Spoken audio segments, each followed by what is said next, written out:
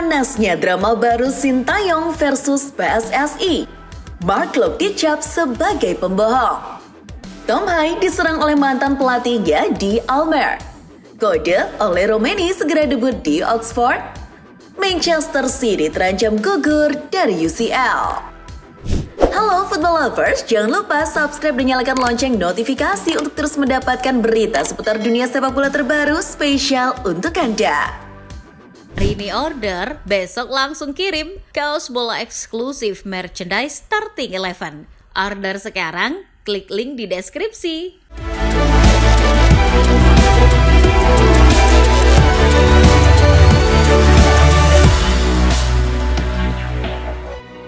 Dari laga Europa League fase grup, kemenangan perdana diraih pelatih baru Besiktas Ole Gunnar Solskjaer setelah menundukkan wakil Spanyol Athletic Bilbao 4-1. Brace dari Milo Trasica serta 1 gol dari masing-masing Rafa Silva dan Joe Mario mengantarkan klub berjuluk Elang Hitam ini sementara berada di peringkat 18 dengan 9 poin. Beralih ke hasil dari laga UCL fase grup, AC Milan sukses raih poin penuh setelah menang tipis 1-0 atas tamunya Girona. Gol satu-satunya Rossoneri dicetak oleh Rafael Leao di menit ke-37. Kemenangan ini membuat anak asuh Sergio Conceição sementara berada di peringkat 6 dengan 15 poin. Sementara itu rival skota AC Milan, Inter Milan juga meraih hasil yang sama 1-0 saat menghadapi tuan rumah Sparta Prague. 1 gol persembahan Lautaro Martinez di menit ke-12 berhasil membuat Nerazzurri sementara ini berada di peringkat 4 dengan 16 poin. Hasil mengejutkan datang dari Belanda. Feyenoord berhasil mencukur tamunya Bayern Munchen 3 gol tanpa balas. Brace dari Santiago Gimenez di menit ke-21 dan 45 serta 1 gol dari Ayase Ueda di menit ke-89 membuat Feyenoord kini duduk di peringkat 11 dengan 13 poin. Sementara bagi Die Rotten harus puas berada di peringkat 15 dengan 12 poin. Kemenangan dengan skor 3-0 juga diraih Arsenal saat menghadapi tamunya Dinamo Zagreb. 3 gol The Gunners di laga ini dijeploskan oleh Declan Rice di menit kedua, Kai Havertz pada menit ke-66, dan Martin Odegaard di menit ke-91. Raihan 3 poin ini membuat meriam London sementara berada di peringkat 3 dengan 16 poin. Sementara itu dari Spanyol, tuan rumah Real Madrid berhasil menang besar atas tamunya RB Salzburg dengan skor 5-1. Pesta gol El Real di laga ini masing-masing dilesakan oleh Brace dari Rodrigo di menit ke-23 dan 34, Brace dari Vinicius Junior di menit ke-55 dan 77, serta 1 gol dari Kylian Mbappe di menit ke-48. Hasil ini membuat pasukan Carlo Ancelotti naik ke peringkat 16 dengan 12 poin. Lalu dari Paris, Manchester City harus mengakui keunggulan tuan rumah PSG dengan skor 4-2. Sempat unggul duluan lewat gol Jack Grealish di menit ke-50 dan Erling Haaland di menit ke-53. Namun PSG mampu comeback dan ciptakan 4 gol melalui Ousmane Dembele, Bradley Barcola, João Neves, dan Gonçalo Ramos. Hasil ini membuat Le Parisien naik ke peringkat 22 dengan 10 poin. Sementara The Citizen kini mereka berada di peringkat ke-25 dengan 8 poin saja. Kegagalan City meraih poin di Paris membuat mereka terancam gugur dari fase Liga UCL. Mirror melaporkan bahwa Pep Guardiola pun sudah mengatakan timnya bisa saja tidak lolos dari fase ini karena dianggapnya setiap laga itu sulit bagi timnya. Jalan satu-satunya The Citizen untuk bisa lolos dan masuk playoff UCL adalah menang atas klub Brugge di laga terakhir. Sebab hasil imbang saja tetap membuat City tersingkir. Masih kabar dari UCL, pasca matchday ke-7 babak grup UCL, Sport Bible sudah mencatat bahwa setidaknya ada 9 tim yang telah dinyatakan gugur terlepas apapun hasil di laga terakhir. Mereka adalah Slovan Bratislava, Young Boys, RB Salzburg, Stormcast, Red Star, Girona, RB Leipzig, Sparta Praha, dan Bologna. Poin dari ke-9 klub tersebut akan mampu bisa menyodok ke posisi 24 besar meskipun menang besar di laga terakhir. Sementara itu dari kabar lainnya, jelang laga Europa League melawan Rangers, Manchester United kemungkinan akan diperkuat kembali oleh Marcus Rashford. Sebab menurut pantauan The Sun, pemain yang tengah santer dirumorkan pergi itu kini telah berlatih kembali bersama tim. Ia terlihat berlatih dengan riang gembira dengan rekan-rekannya di Carrington hari Rabu. Rashford juga mengaku sudah siap dimainkan lagi jika Amorim menghendakinya. Lanjut ke kabar berikutnya yang datang dari Arsenal. Menurut laporan Mirror, Arsenal telah melakukan penjajakan awal dengan Leipzig untuk mendapatkan Benjamin Sesko. Setelah sebelumnya ditolak oleh klub dan agen sang pemain, The Gunners tetap ngotot melancarkan pendekatan. Sebab kini Mikel Arteta sudah diberi lampu hijau oleh Josh Kroenke untuk belanja besar di Januari ini. Bandrol 60 juta pound Sesko diyakini akan coba ditebus. Namun menurut laporan, orang yang lebih besar dari bandrol kemungkinan akan lebih memuluskan langkah Arsenal mengangkut Sesko. Beralih ke kabar dari Italia. Football Italia melaporkan bahwa Juventus telah selesai merekrut pemain Chelsea Renato Veiga. Bek asal Portugal berusia 21 tahun itu hijrah ke Turin dengan status pinjaman hingga akhir musim. Biaya pinjamannya sekitar 4,5 juta euro. Dilaporkan juga bahwa pihak The Blues juga tetap membayar sebagian gaji Veiga dan komisi agennya. Yang Connery juga tidak wajib mempermanenkan Veiga di akhir musim. Rencananya sang pemain akan segera terbang ke Turin dan akan menjalani tes medis. Kabar berikutnya datang dari Jerman, di mana pelatih Dortmund Nuri Sahin resmi dipecat. The Guardian melaporkan bahwa Sahin dipecat setelah hanya meraih 1 kemenangan saja dari 9 laga terakhir. Direktur olahraga Lars Ricken mengatakan bahwa Dortmund telah kehilangan keyakinan untuk dapat mencapai tujuannya di bawah Sahin. Putusan pemecatan ini menurut Ricken sangat menyakitkan, namun tidak dapat dihindari. Untuk sementara, Dortmund akan dipimpin pelatih U19 Mike Tolberg saat melawan Bremen hari Sabtu nanti.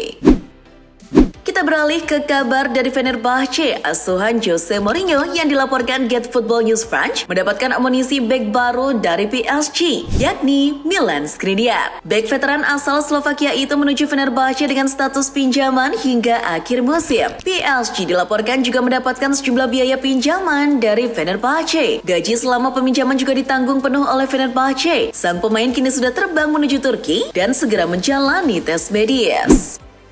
Beralih ke kabar dari calon pemain timnas Indonesia yang bermain di Oxford United oleh Romani. Pelatih Oxford United, Gary Rowett, sedang melempar kode bahwa kemungkinan besar Romani akan segera mendapatkan debut menit bermain. Hal itu dinyatakan ketika Rowett membahas soal kedatangan pemain baru lagi, yakni Ryan Longman. Transfer pemain sayap Hull City itu dinyatakan Rowett belum terlalu penting bagi skuadnya. Sebab menurut Rowett, di skuadnya masih ada pemain sayap seperti Ole Romani yang butuh menit bermain.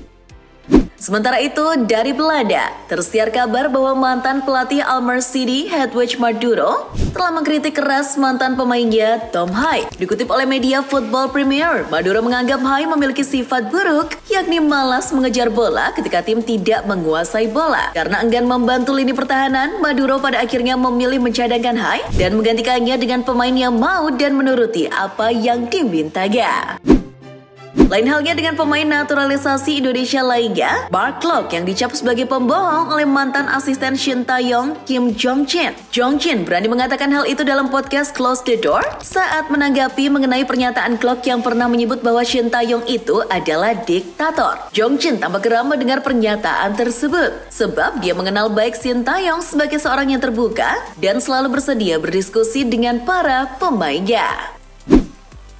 Masih soal drama pemecatan Shin Tae-yong, tak hanya mencap Mark Klok sebagai pembohong, Kim Jong-jin juga mengungkapkan fakta baru di podcast Close the Door bahwa sebenarnya surat pemecatan Shin Tae-yong dari PSSI itu belum ditandatangani. Surat yang diantar langsung oleh manajer timnas Indonesia Sumarji pada Senin pagi 6 Januari itu belum diteken oleh Shin Tae-yong. Jong-jin berani yakin Shin Tae-yong belum tanda tangan karena menurutnya alasan pemecatan dalam surat itu tidak detail. Dari kota Manchester tersiar kabar bahwa pemilik MU, Sir Jim Ratcliffe, kembali menerapkan kebijakan pemotongan gaji. Mirror melaporkan bahwa 3 legenda klub yang saat ini jadi duta klub, yakni Andy Cole, Dennis Irwin, dan Brian Robson, dipotong gajinya karena alasan penghematan uang. Meski nominal yang dipotong tidak disebutkan secara spesifik, namun menurut laporan, nilainya sangat signifikan. Selama ini ketiga legenda The Red Devils itu digaji untuk keliling dunia sebagai bagian dari promosi klub, serta untuk mendatangkan pemasukan tambahan bagi klub lewat berbagai kerjasama.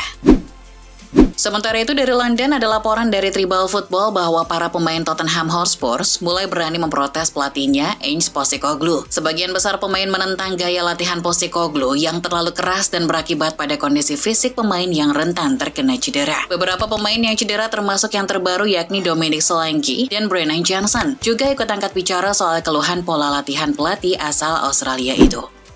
Lanjut ke kabar berikutnya yang datang dari pemain MU Marcus Rashford. Dilaporkan oleh Sky Sport bahwa jelang laga Benfica versus Barcelona, rombongan perwakilan Rashford telah mengadakan pertemuan dengan Direktur Olahraga Barca, Deco, di Lisbon. Dalam pertemuan itu, Deco mengatakan bahwa pihaknya masih berusaha mengosongkan ruang gaji untuk bisa mengangkut Rashford dengan status pinjaman. Pihak perwakilan Rashford juga memahami hal tersebut. Dilaporkan bahwa Deco sedang mengusahakan melepas dua pemainnya yakni Eric Garcia dan Ansu Fati sebelum menampung Rashford.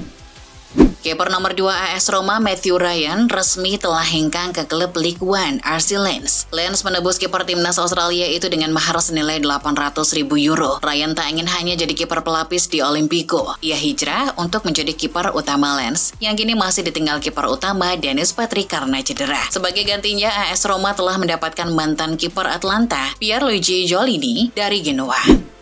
Kabar berikutnya datang dari sepak bola Prancis. L'Equipe melaporkan bahwa pemilik klub di Ligue 1 dan Ligue 2 sedang mengkampanyekan digelarnya kembali Piala Liga Prancis yang sudah sejak musim 2020-21 dihentikan. Ide membangkitkan lagi Piala Liga ini berawal dari kondisi di mana jumlah laga yang dimainkan klub semakin sedikit sejak peserta liga dikurangi menjadi 18. Lalu alasan yang lainnya adalah memberikan kesempatan pada tim yang sudah tersingkir di Coupe de France.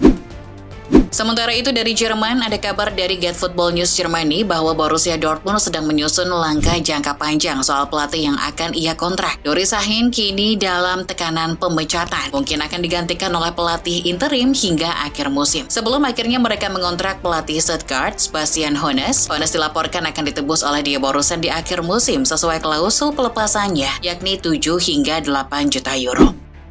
Dari Argentina tersiar kabar bahwa klub masa kecil Messi, Newell's Old Boys, dilaporkan oleh pakar transfer Fabrizio Romano telah resmi mendapatkan mantan kiper Real Madrid, Keylor Navas. Kiper asal Costa Rica itu bergabung dengan status bebas transfer setelah dilepas PSG sejak Juli 2024 lalu. Kontrak Keylor Navas dilaporkan akan berlangsung hingga tahun 2026.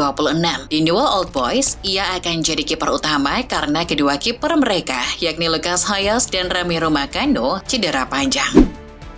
Lanjut ke kabar lainnya yang datang dari salah satu pelatih asal Indonesia bernama Yusuf Prasetyo. Pria 34 tahun kelahiran Tangerang Selatan itu kini ditunjuk menjadi asisten pelatih di klub Kyrgyzstan, FC Abdis Ata. Yusuf dikontrak selama semusim dengan opsi perpanjangan semusim. Ia nantinya akan jadi asisten pelatih sekaligus merangkap sebagai pelatih kepala akademi. Pelatih berlisensi Pro Continental ini sebelumnya juga sempat mencicipi sebagai asisten pelatih klub Malaysia, Kelantan FC di tahun 2022. Di 2017, Yusuf ini juga sempat jadi pelatih akademi di klub China, Yunnan Flying Tigers FC. Kabar berikutnya datang dari 3 pemain diaspora Indonesia yang berada di Belgia, yakni Ragnar Oratmangun, Sandy Walsh, dan Shane Patiyama. Lansir oleh Superball, ketiga pemain tersebut, menurut CEO Erspo, Muhammad Sadat, telah diperlihatkan jersey terbaru timnas Garuda, dan mereka merasa kagum dengan detail jersinya. Namun sebelum para pemain timnas senior itu memakainya, jersey tersebut akan dipakai lebih dulu oleh timnas Indonesia U20 di ajang Piala Asia U20 2025 bulan Februari nanti. Beralih ke kabar dari Liga 1 Indonesia, PT LIB telah menyetujui permintaan klub Malut United untuk mengubah jam kick-off di laga kandang mereka. Malut United sebelumnya mengajukan permohonan ini karena jam laga mereka selesainya akan bertabrakan dengan jam sholat maghrib. Maka dari itu, laga kandang mereka di Stadion Gelora Kieraha yang semula digelar di jam 15.30 waktu Indonesia Barat menjadi 19 waktu Indonesia Barat atau 21 waktu Indonesia Tengah. Perwakilan manajemen Malut United, Asgar Saleh, mengaku sangat berterima kasih pada PT LIB atas kebijakannya tersebut.